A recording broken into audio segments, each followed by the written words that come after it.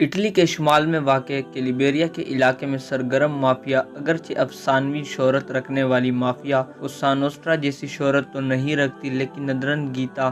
نامی یہ تنظیم دنیا کی طاقتور اور امیر ترین مافیا ہے، اور ایک اندازے کے مطابق سال 2013 میں اس کی آمدنی $60 ارب سے زیادہ تھی، جو ڈوئچے بینک کی سالانہ مجموعی آمدنی سے بھی زیادہ ہے۔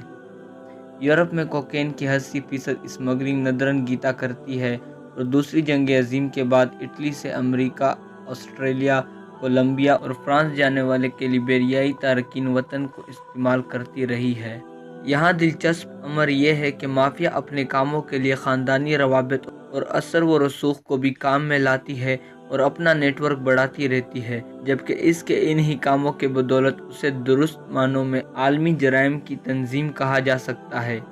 1960 اور 1970 میں اس مافیا کا اہم کام اغوا برائے تاوان تھا، جس سے ابتدائی نوعیت کی آمدنی شروع ہوئی،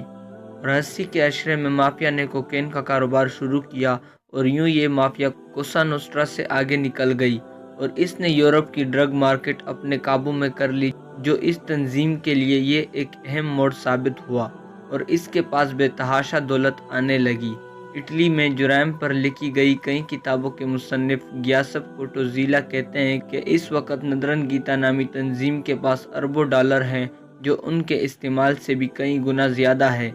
گیاسپ نے اپنی ایک کتاب میں انکشاف کیا ہے کہ گزشتہ برس مافیا کے دو اراکین کے درمیان ہونے والی گفتگو نوٹ کی گئی تھی، جس میں ایک شخص دوسرے سے کہہ رہا تھا کہ ہم نے جنگل میں جو رقم چھپائی تھی اس میں سے کئی ملین کے کرنسی نوٹ نمی سے خراب ہو کر سڑ گئے ہیں،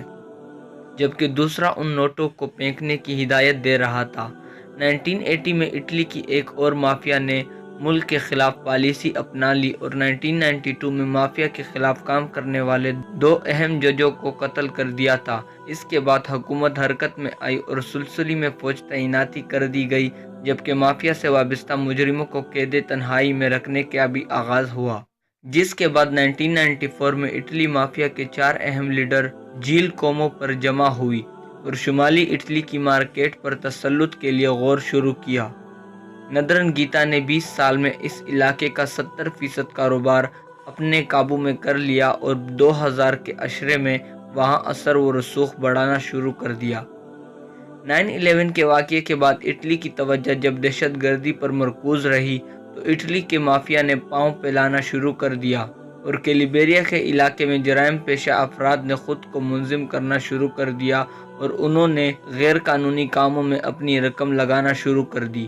اٹلی سے آسٹریلیا تک مافیا کا زور چلتا ہے، اور ہر سال ایک دفعہ اس کے اراکین اٹلی کے ایک چھوٹے سے پہاڑی علاقے پولسی میں جمع ہو کر اگلے سال کا پلان بناتے ہیں۔ مافیا کے ہر ذیلی گروپ دوسرے ملک کے ذیلی گروپ سے جڑ کر ایک خاندان کی طرح کام کرتا ہے، جبکہ مافیا گروپس کو اپنے کاموں کے لیے بہت خود مختاری حاصل ہوتی ہے۔ 2007 میں جرمنی کے شہر ڈیاسبرگ میں شدید فائرنگ اور لڑائی کے واقعات ہوئے، اور یہ جرمنی میں ندرنگیتا کی موجودگی کی وجہ سے ہوا، جبکہ یورپ میں مختلف قوانین کی وجہ سے بین الملکی مافیا کی روک تھام میں مشکلات پیش آتی ہے۔ اگرچہ ندرنگیتا کی جڑیں اٹلی میں ہی ہیں، لیکن جو ہی اس کی سرگرمیاں یورپ منتقل ہوتی ہیں، اس کے لیے مزید قانون سازی کی ضرورت پڑے گی۔